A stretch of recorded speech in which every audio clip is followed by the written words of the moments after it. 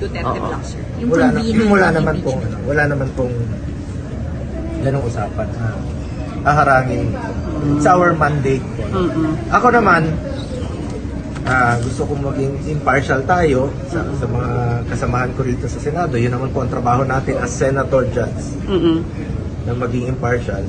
Ba't lumabas yung katotohanan? The truth lamang po. At yun rin po ang gustong malaman ng Pilipino.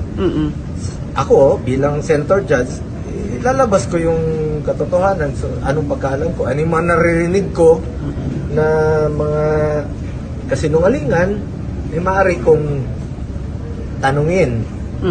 Karapatan namin na tanungin bilang Senator Judge. Meron bang kasinungalingan na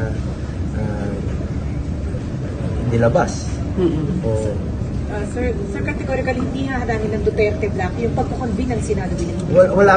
wala pong ganong usapan. At hindi ko kami nag-uusap na pagkaharang po ng convening. At wala ring planong palitan si SP Soto sa Wala rin po akong narinig na gano'n. So muna trabaho muna tayo. Ako, makikita nyo sa itsura ko, nalulungkot po ako sa politika. Nalulungkot po ako sa politika dahil nasa sakripisyo po ang serbisyo sa mga kababayan nating Pilipinas.